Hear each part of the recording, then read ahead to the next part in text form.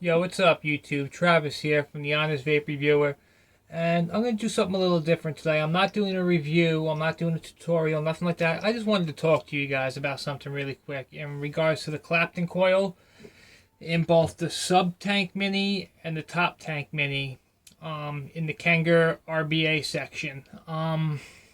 So, I myself only use Clapton coils, and I only use the RBA in my Kanger, and I only use my Kanger Mini. So let me tell you guys, I just got a new top box Mini not that long ago, maybe a month ago. Prior to that, I was using an MVP 3.0 Pro, but I always had the Kanger Sub Tank Mini with the RBA. Now, the new RBA that comes with the top box Mini, the wicking holes in it are significantly smaller than those that came with the top sub box Mini. I'm going to actually show you guys if I can find it real quick. Hold on.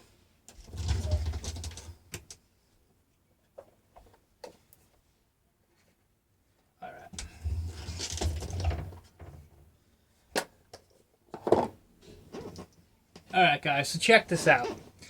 This is the cap that covers the base on the top box RBA, the top box Mini RBA. I don't know if you guys can see the size of those wicking holes.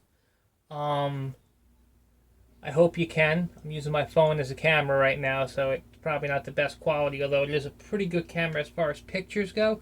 And this is the size of the wicking holes that come with the sub-tank Mini RBA section. I don't know if you could see those through the tank.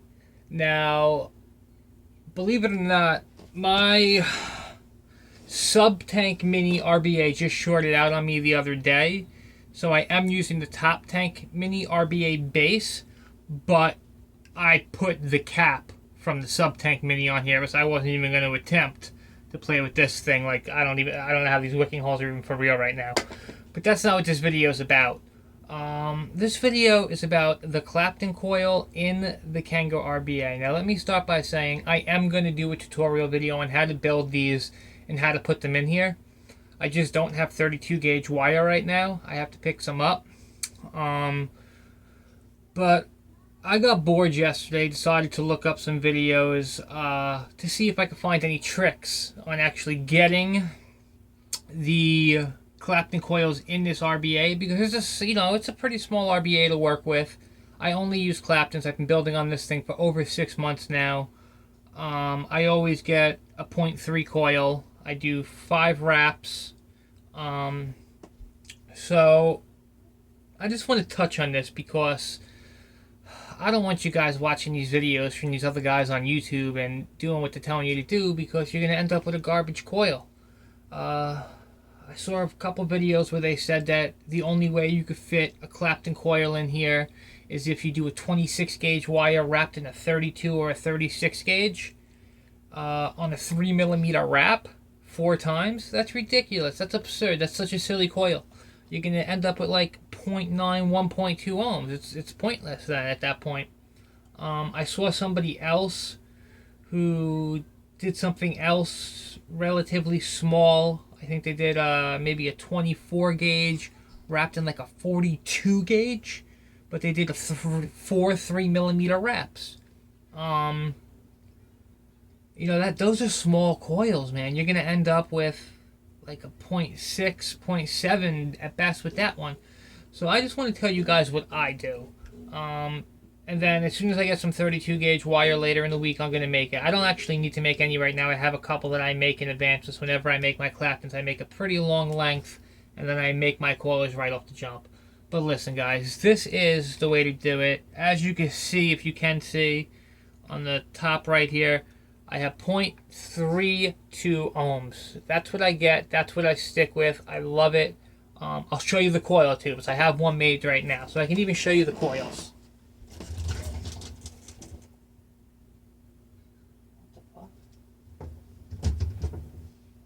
There's my shit. Oh.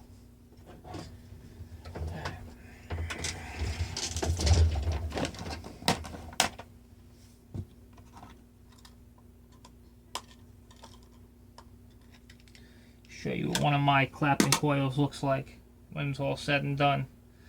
It looks just like this. Man, that's a good coil. That's the perfect size clapton coil for this.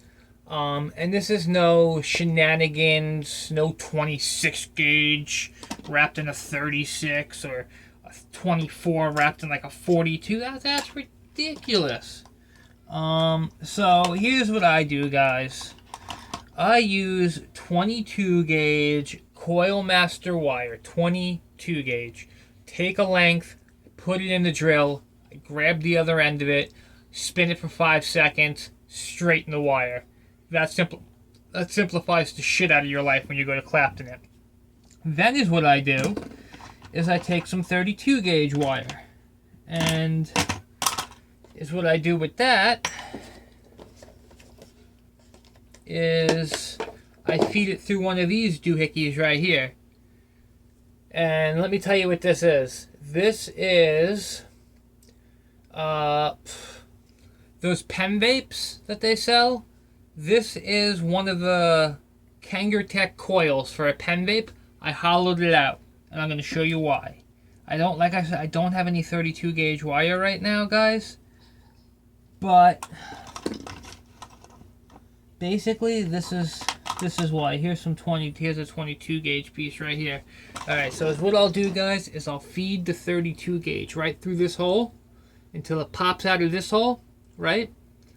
And then I connect my 32 gauge. Like I said, I'm going to do a tutorial video to show you guys this, but just in case you need to build one now and you know how to build a clapton already, I'm just going to give you the quick know-how. So what I'll do, like I said, I'll feed the 32 gauge through here and through here. I'll wrap it just very briefly by hand around the edge of the 22 gauge, and then I'll stick them in the center of the drill together. Now is what I do is, if you can see that little nip right there, that little indent cutout, so to speak, on this coil, that fits perfectly right over the wire. So now is what I do, because I don't use like anything to connect the wire to, is I'll grab the length of wire just like this, and I'll turn the drill on, and I just move very slowly so that it wraps perfectly. And you know, that's how I do it, guys. And I'm going to do a tutorial video as soon as I get some 32 gauge. Just the other day when I was making some wire, like I showed you guys, I used a 22 gauge coil master wire. But as far as my 32 gauge goes, that's not what I use. I guess I peeled the sticker off. I have no clue who makes it, but the 32 gauge wire I use comes on a little spool like this. It's like $7 for 32 feet of it. And I like this little spool, and I'm going to tell you why, guys. Because I'm not going to go get that set up if it's in my shed. But basically is what I do, man, when I'm making my claptons, is I made this thing. It's 2 chunks of like a 4x4. All in all, it's about this far apart, right? Now, in the center of my 4x4s, I have like it's a screw, but it's only got threading.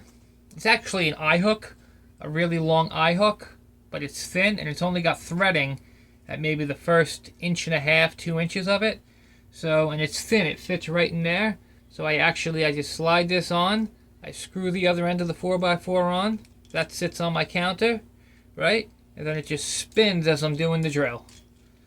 Easy said, easy done, guys. Don't fucking go and build a fucking 26 wrapped in a 36 gauge. You're gonna end up with like a fucking 9.8 fucking coil. It's gonna be retarded, especially with wrapped around a 3 fucking millimeter. That's the other thing. 3 millimeters wraps in a fucking Kanger, fucking way too big, guys. You know what's gonna happen if you fucking do a 3 fucking millimeter wrap in a fucking kangertech? Let me show you exactly what's gonna fucking happen. Good, I have a lid right here. This is what's gonna happen if you do a fucking 3 millimeter fucking wrap in a goddamn kangertech fucking coil. You ready? Let me show this to you guys. Ready? this is going to go fucking over here, right? You're going to have a 3mm wrap in there. And you know what's going to happen when you put this fucking doohickey back on here? You're going to fucking short out. Because your cap is going to hit your wire, and it's going to fucking short out. It's going to say check atomizer, and you're going to have wasted fucking 15, 20 minutes of your time. And some wire. Not that wire's expensive, but I'm just making a point. So, listen, I'll be back in the next couple days, a week tops, to do a tutorial video on this. You know, and another thing I see now that these clowns are doing on YouTube, that are doing tutorial videos on fucking builds. They're buying pre-made clapton wire. How are you going to do a build tutorial video and have fucking buy the wire pre-made? Alright guys, I'm going to show you how to make a clapton coil. So it's what you do first is you go to the store and you buy a clapton coil. And then you fucking, we all know how to put a fucking coil in. Alright? I don't get it, man. I just, listen, I got bored, like I said, putting these coils in this little thing. It's a bit of a struggle to get them in. As far as the 2mm wrap goes, I got a 2mm drill bit, guys. This is my little homemade coil jig right here. You know, is what I do is this screw right here for a clapton comes up, I slip the end of my wire right there, tighten it up, and bam, boom, boom, boom, done. For a regular coil, which I don't build, but I only use claptons, that's what this was for right here. But I don't use that anymore. In fact, this thing's probably been in there for like a year, for Christ's sake. But you know, and then it would go right there. And do you know how much this thing cost me to build? Nothing. It was free. Don't go spend $40 on a coil jig, man. You go to Home Depot, you ask them for 4, maybe 5 paint stirrers. I used 4, you know. You cut them in half right there. I put the 3 together, as you could see. I added 3 more down here. I screwed them together like that. Drilled it in. That's my drill bit. Drilled it in. There you go. You got a goddamn coil jig. And it cost you $0. So, unless you gotta buy the 2mm drill bit, it costs you $3 for the fucking thing, okay? So, listen, I'm sorry if I got frustrated, guys, but it just bothers me when I see videos about people trying to do tutorials just because they want to make some videos and put them on YouTube. And I see these videos, and it's like some of the people making these tutorials should be watching tutorials and not making them. You know, it doesn't make any sense to me. Alright, guys, this is how you put a clapton coil. This is how you build a clapton coil for your Kanger RBA. First, you go to the store, you go online, and you order some pre-made Kanger wire, clapton wire, but make sure it's not bigger than a 26 wrapped in a 32, or it'll never fit. Then you get a 3mm screwdriver, and a 3mm, that's absurd. The fucking thing is practically only 3mm tall. But like I said, guys, hopefully sooner than later I'll be back with a tutorial on how to do this. I'll show you guys how to do it the quick way, the easy way. You know, I make like a 1 foot length of clapton. It takes me no longer than 5 minutes. You know, it's real simple. And that piece that I showed you, that pen vape coil hollowed out, really simplifies the shit out of your life. You know, I hope you guys enjoy this video. I hope some of you took something out of this. I sure hope I saved some of you guys some time and money. You don't go buy 26 or... I'm not going to say 24 gauge wouldn't work. A 24 gauge wrapped in a 30 or a 32 gauge, that would be fine. You're going to get a little higher than 0.3. You're probably going to end up with about a 0.45 to 0.5. But that's fine. That's a fine coil. But a 24 wrapped in a 42, that's absurd, guys. You're going to end up with like a 0.9 to a 1.0. So I hope you guys enjoyed this.